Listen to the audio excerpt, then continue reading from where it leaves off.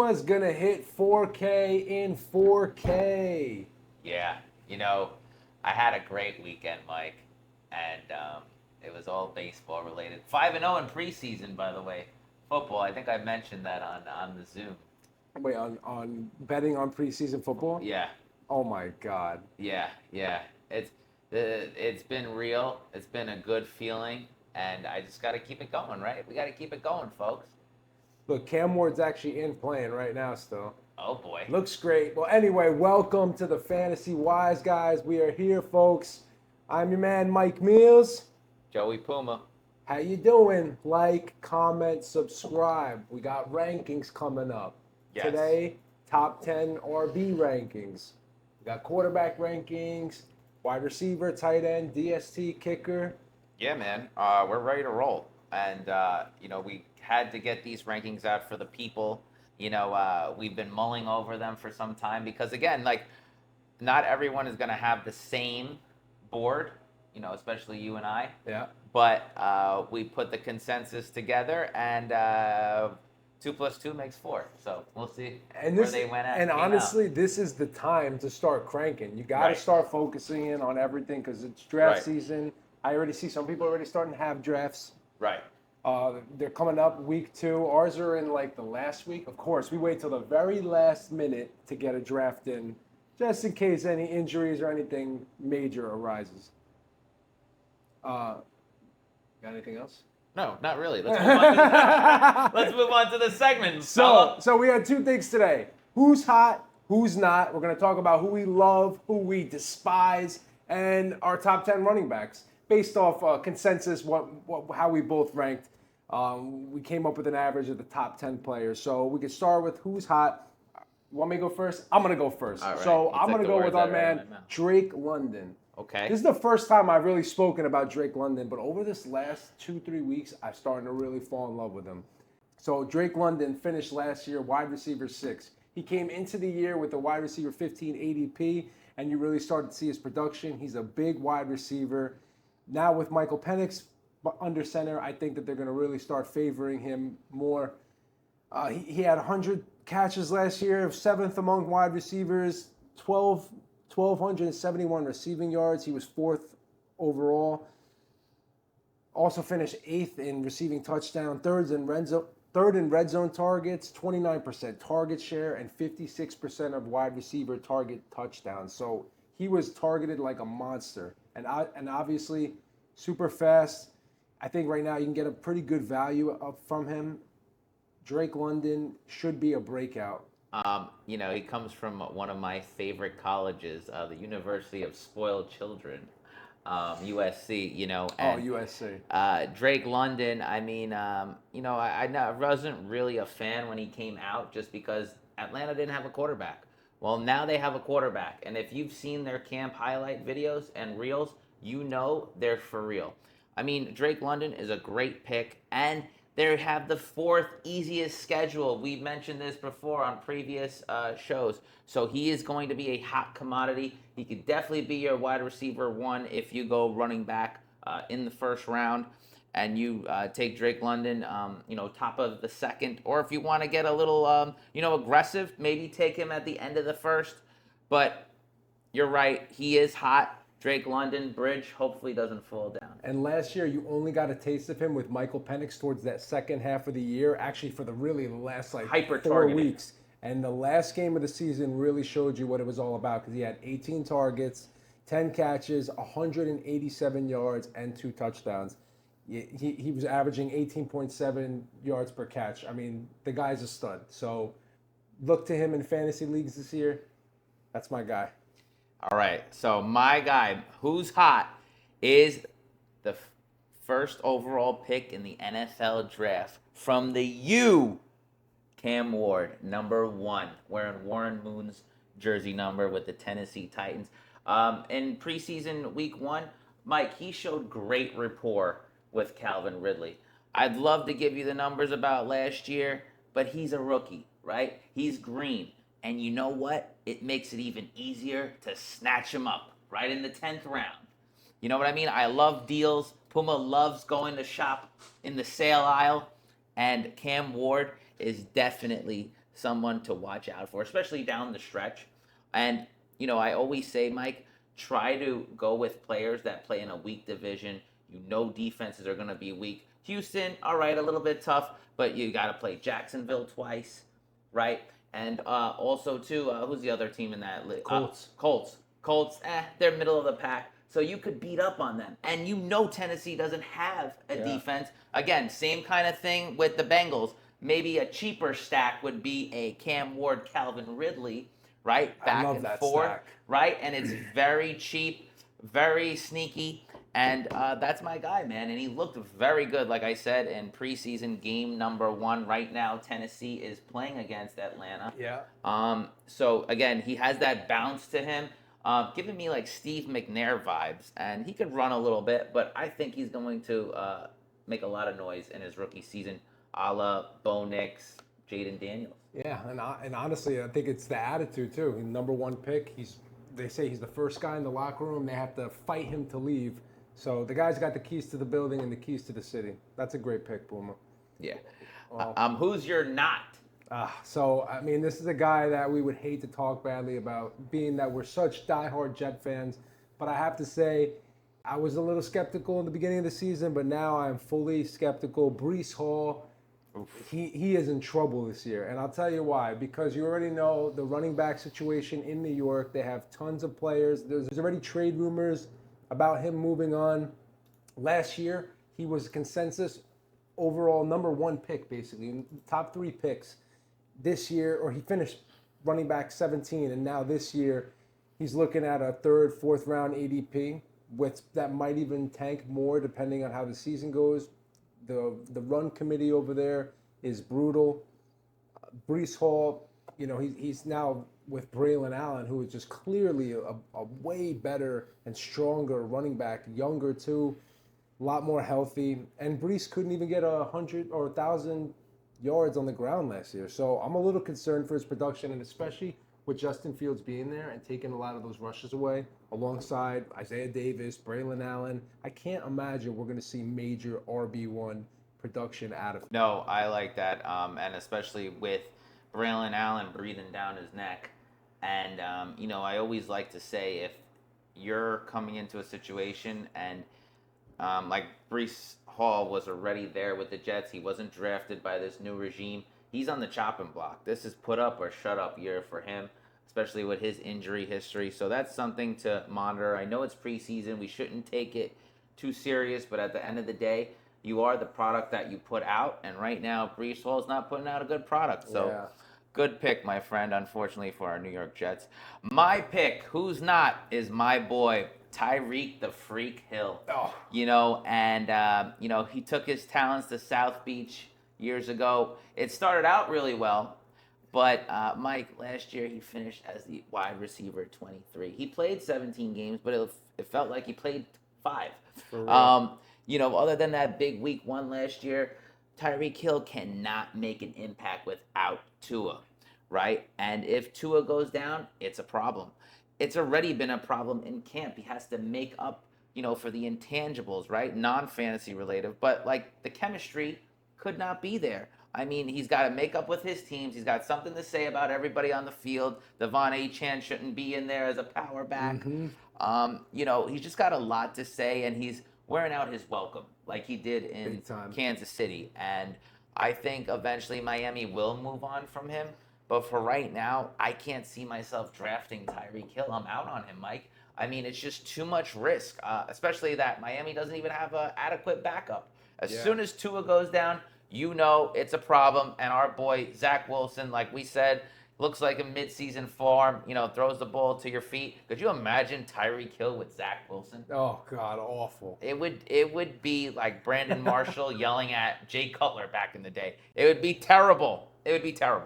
So in that regard, he is not hot. And I think that, again, someone like him, sure, could you take a flyer on him if everybody passes up on him and you get him cheap? But don't rely on it. That's what I'm saying. And a lot of people are picking him in the 3rd, 4th round. And you see guys that are going after him. Who would you rather, Tyreek Hill or Terry McLaurin? He's going ahead of Terry McLaurin. I know he's going ahead of him, but McLaurin, better quarterback, more dynamic. I'm going with McLaurin. I know it sounds crazy. Yeah, same here. I mean, he's also going ahead of DK reliable. Metcalf, Yeah. DJ Moore. Yeah. Better quarterback, man. So I think you're onto something there, man. So Yeah. Tyreek, you are out.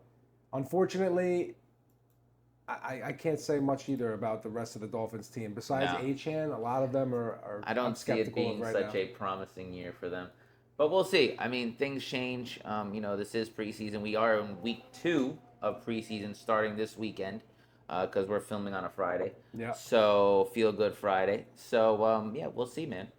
So let's start with the top 10 running back rankings. Now, these are PPR-based rankings. Depending on what kind of league you're in, PPR, half PPR. PPR is the way to go for us. We love the points per reception. So, of course, now running backs that are catching the ball are a lot more valuable. So, at number 10, Puma had him number 11. I had him number 9. Mr. Jonathan Taylor, JT, over in Indianapolis. Last year, he had a decent season. He stayed healthy for most of the year. 14 games played, finished RB9, had a great couple games at the end of the year where he had 6 touchdowns in 3 games. Jonathan Taylor, I think, his production is going to be solely dependent on who the quarterback is this year. Well, I was just going to mention that. With Anthony Richardson, with those goal line carries, it's 50-50. Anthony Richardson could take it in at any time. If it's Daniel Jones, I actually like Jonathan Taylor a little bit more. Yeah. But I think they're going to force feed it to Anthony Richardson. They have to justify the pick from 3 seasons ago. But you know what? He was a guy that was going number 1 not too long ago. Jonathan Taylor, probably before Anthony Richardson got into this league. Yeah, a couple years ago. So for me, he's 10. He's still got the talent, but let's see. And now we move on to my boy. Well, I'll let you know real quick how he finished last year. Jonathan Taylor had 303 carries, 1,431 yards on the ground, and 11 touchdowns. He also had 18 receptions, only 31 targets. So that sometimes a little concerning to me. But yeah, moving on to the next man. Number 9. Bucky Irving. Mr. Bucky Irving. Puma had him at 8. I had him at 10. Puma, talk to me. Dude, I love this guy. He literally saved my fantasy season last year in numerous leagues. Not so much in your league because I already bolstered Didn't my you run. pick him up off the Waiver. I picked him off waiver wire in our league just because not many people knew about Bucky Irving. He's probably 3rd on the depth chart. It was boring. Rashad White, Sean Tucker, and then there was Bucky Irving coming out of Oregon University in the 4th round. But for me, listen, I love Bucky Irving. We came up with number 9 because honestly, Mike, this is probably the lowest he'll ever be. I honestly think going into 2026, he can be a top 5 back, if not number 1. I mean, the Bucs love to run the football. Last year, 2024 finish, he was the RB15. Not too shabby for a rookie. Yeah, I will say. The only thing that was a little bit bothersome, he did play in all 17, but he started 3. But if you see those numbers, sometimes they're skewed because he came in later in the season. True. Rashad White, it is a veteran team, so they wanted to give the veteran a shot. Obviously, he got dwindled down, and Bucky took over. So I feel like Bucky is our number 9 running back. Yeah, and he had 259 opportunities despite only starting 3 games. And to have 5.4 yards per carry, 1,100 rushing yards, and 8 total touchdowns, I think this year is a lock for him. Dude, he plays the Saints and Carolina 4 times between the 2 of them. Oh, and he's not even 23 yet. So Bucky that's Irving, 8 touchdowns right there. He is a great player, and I'm really excited for him this year. I hope to land him in at least 1 league. So number 8. Our man, Mr. Derrick the King Henry. Ooh. All hail. Now, man, I guess his age is always a big factor, but I had him at 6. Puma had him at 10. So, I guess the real reason I had him that high was because of the fact that I think he's due for a very similar year to last year. We're going to see him score a lot of touchdowns. But you see, his age. Yeah, the age factor really bothers me. Mike, what is he, 31? 30. He's about to be 32, yeah. Yeah, he's about to be 32, 31 and a half. The age is getting there, and father time, we cannot go against it. Running back position is the definition of NFL, not for long. And did you not see Michael Keaton Mitchell out there? Yeah. Dude, he was looking like a young Jamal Charles. I say he takes over the backfield sooner rather than later. But I'll go with King Henry here. I'll go with King Henry. I know a lot of people are going to be recency bias, and that's okay. Derrick Henry is no schmuck, but he's only getting older. Yeah, I could definitely see that he's not going to probably get the same amount of opportunities. And the touches. The touches are going to be going down. Definitely. He had 347 opportunities. 325 of them were on the ground. 1,900 rushing yards, 16 touchdowns. But the offense has only gotten better and their defense is stronger. So if they're winning a lot more games, you could see a lot more rushes. But, of course, with a little mix and sprinkle of Keaton Mitchell, Justice Hill, you might not see the same. But I have him there at 6. He finished last year at RB2. Right now he's getting drafted in end of the first, early second round. So, yeah, I mean, he's a lock regardless. I'm happy. We knew he was going to be in the top 10. Of course. It's just a matter of where where we wanted to place him in our top 10. Moving on is another one of my boys, and I compared this dude to a young Kyron Williams. Chase Brown at number 7, my favorite number. One of my personal favorites. Yeah, I love him. Actually, I had him, and I dropped him, and you picked him up. But then again, I ran out of room, You came to the rightful home. I can't have all these studs. We'll take good care of him. yeah, feed him well for me. Chase Brown, dude, he is a stud. I mean, he is a future of the Cincinnati backfield, man. For me, Chase Brown, especially in that offense, it's going to be a lot of back and forth. Like I mentioned with the Cam Ward, Cincinnati, their defense is worse. I mean, they cannot stop a nosebleed. They really can't. And what I love about Chase Brown is the passing work. Yeah. He gets a lot of PPR passing work, and he is on every down. He finished as the RB14 last year. Not bad for a guy that most people picked in the 9th round. Not bad. Not bad for splitting the beginning with Zach Moss for the first couple Exactly. weeks. People looked at me like I was crazy when I was taking Chase Brown over Zach Moss because I knew Zach Moss is a loser, and, he was Santana Moss's cousin. That's all he had going for him. Tennessee Chris picked Zach Moss before Chase Brown. I know. And he kills himself about it all the time. It's so funny. Yeah. Sorry, Chris. So anyway, he lands at number 7, and I feel like another one like Bucky Irving, young and upcoming, he will be top 5 on this list next year as well. And you mentioned the Bengals. That is the one thing I love about him the most is that he's accompanied by his man, Mr. Joe Burrow. That offense is high-powered. Right. And they have a pretty good schedule this year for running backs. So he is a lock wherever you take him in the 2nd or 3rd round. Absolutely. Stud. I had him at 7 and Puma at 6. Who's next? Next is Ashton Jeanty. Uh-oh. All right, the young Ashton Jeanty at number 6. Again, another young running back. We haven't seen him do it yet in the pros. But if you look at consistency bias, you would see that Ashton Jeanty, right, rookie running backs, usually 90% of the time hit in the first round. You had a la Saquon Barkley back in the day. The Chase, what's his name? Christian McCaffrey back in the day. Yeah. So all these running backs have hit. Even Trent Richardson, his first year, have hit in the first round. So I feel like Ashton Jeanty most of the time will hit. I know he didn't put out a great performance week 1. People were making fun of him. Like he had some memes out there. Yeah. I did nothing today, and I have more rushing yards than Ashton Jeanty. Yeah. But kidding all aside, Pete Carroll loves to run the football, and he did it with Kenneth Walker in Seattle. He's going to do it with Ashton Jeanty here in Vegas. Yeah. So Puma had him at 4. I had him at 8.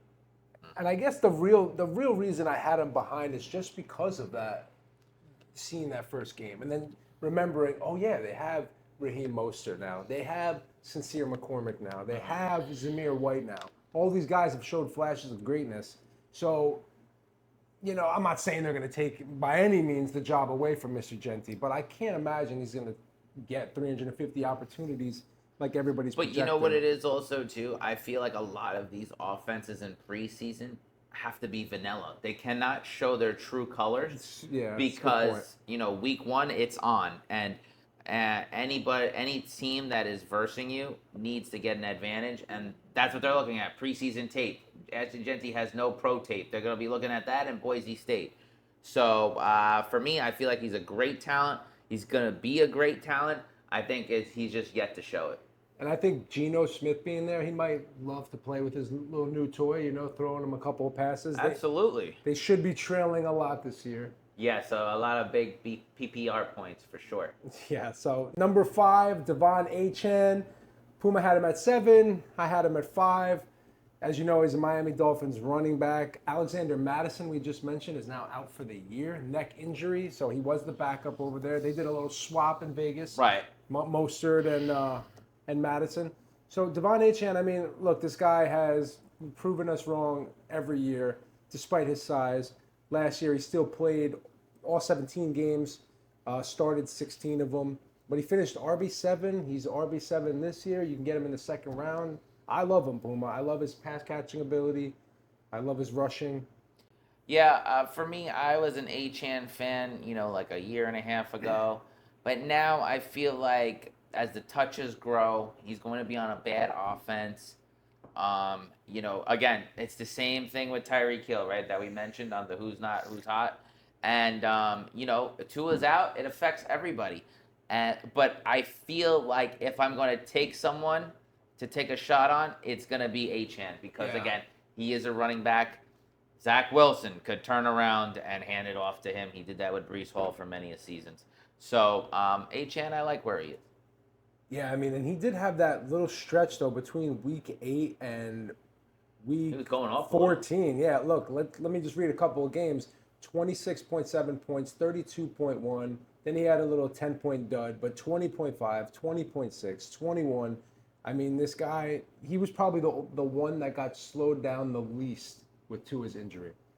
So to me, I love his pass catching. That's why I'm always more lenient to go with the running back, just because, let's say, God forbid, Joe Burrow is out. Well, Chase Brown has never really, Ja'Marr Chase has never really played with another quarterback other than Jake Browning. Jake Browning, yeah. You know what I mean? And that didn't go too well in 2023. It wasn't too pretty. No, it was more the T. Higgins show.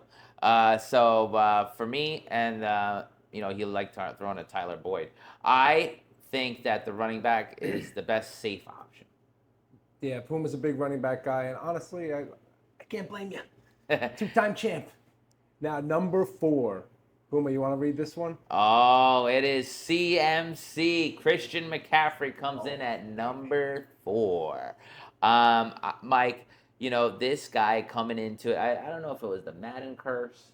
I don't know if it was because of the touches, but he was dealing with injuries the whole year, and it started with training camp. This year, I wasn't too bullish on him.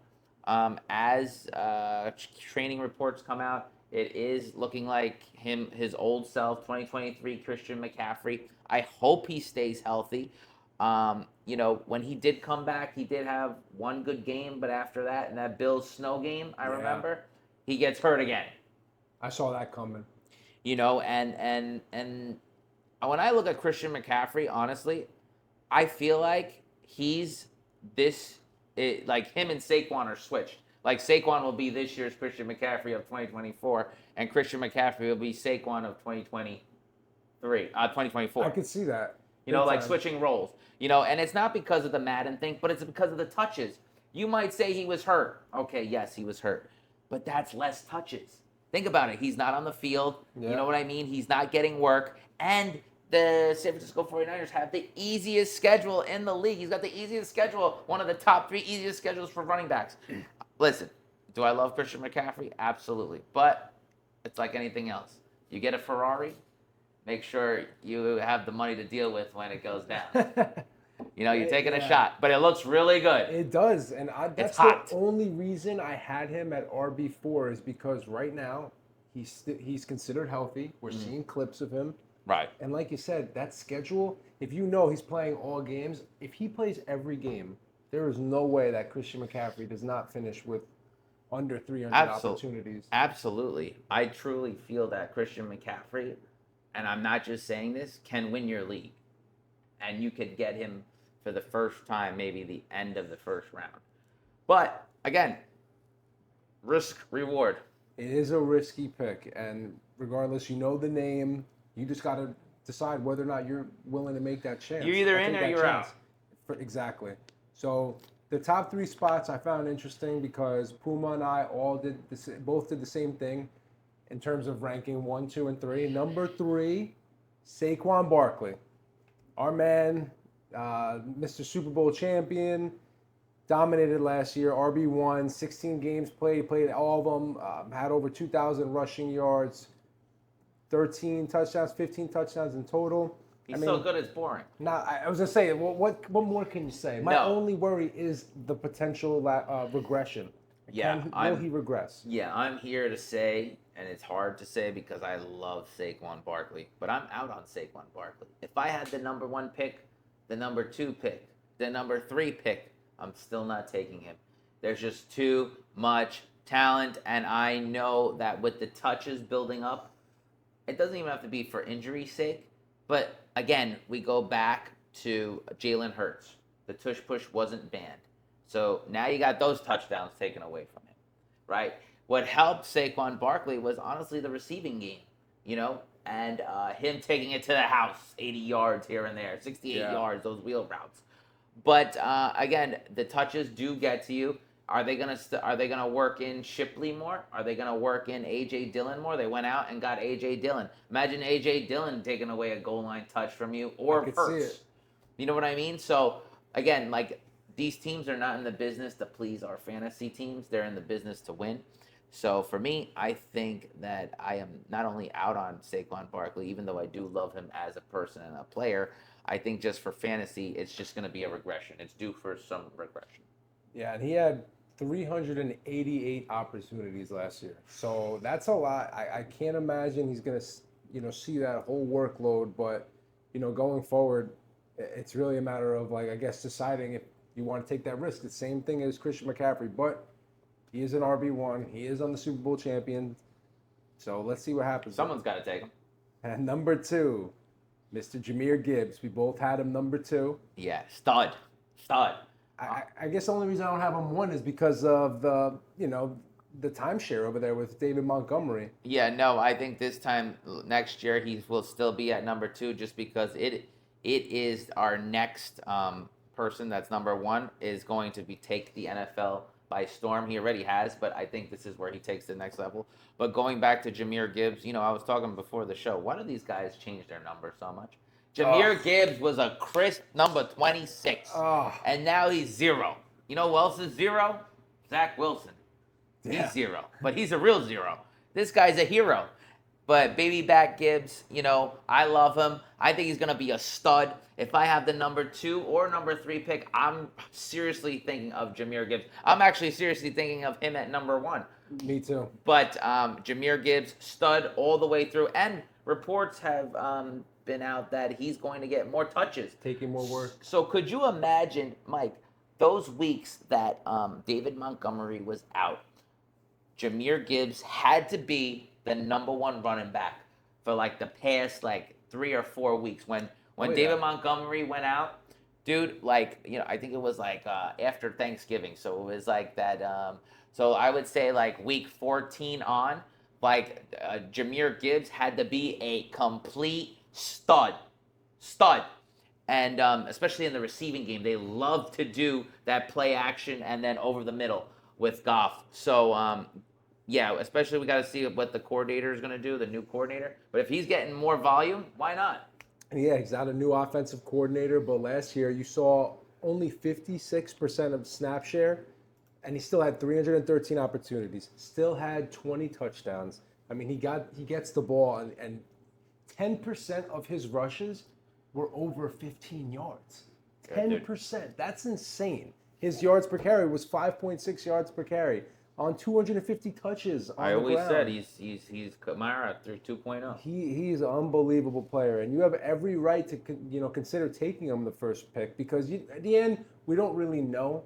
Right. In terms of volume, yeah, sure, the number 1 guy gets more volume, which is why he's number 1. But Jahmyr Gibbs is just as talented, and he's on a great team. But we will see this year what happens over there. I love Absolutely. that. I love that take. So number one, you wanna go here, Puma? Yes, it is Bijan Robinson. Dijon Mustard. He is a stud. I love him. He, like we mentioned with Drake London, 4th easiest schedule, and he has Michael Penix. I feel like he does throw to the running backs. Mike, he finished as RB4. He is a stud, and this is his time to show out. This is his time to ball out. I remember, when it was like CMC going to the 49ers, perfect situation, and you just knew it was brewing. You knew that it was going to be time for him to take off. I could see him have a Christian McCaffrey 2023 season and be in MVP talks by the end of the year. He is that good, and he could carry an offense. And I'm just thinking about how many fantasy points he's going to score against the New Orleans Saints. Oh, God. That's going to be pitiful. It's just funny. Like, you got to almost predict in some ways. You can't always take what happened last year and assume that Ja'Marr Chase or Saquon Barkley is going to be number one. A lot of people go recency bias. I'm not saying big number time, one man. pick, take Brian Thomas. I mean, even though maybe It's human you nature. would. I probably would. But I'm not Nah, I saying wouldn't. that. But I'm just saying, take in consideration Bijan Robinson, the Jahmyr Gibbs, yes, Chase, maybe CeeDee Lamb. There's other guys that are aircraft carriers that can be the leader of your team, because at the end of the day, that number one pick, sometimes I'd rather not even have number one. The number one pick possibly 8 out of 10 times never finishes or wins the fantasy championship. Yeah. How many times have we seen it? It's the guy that's picking 7, it's the guy that's picking 12, because they have quicker turnarounds. They're going to have the higher talent stacked up. So for me, make that number one pick count. And, think outside the box. Just don't always go with the consensus. You ever seen that clip of Bijan when he was in Texas and he landed like kind of on his head and it looked like he almost snapped his neck, but then he was fine. Mm-hmm. Len, you got to put that clip up there.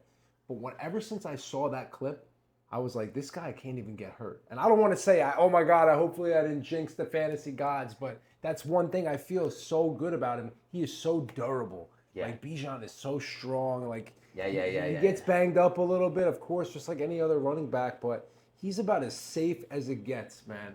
And he has the potential to really blow up. These last 2 years, we saw his potential. He's only gotten better. He's due for a breakout. Absolutely. I'm a gambler, but in this instance, the proof is in the pudding.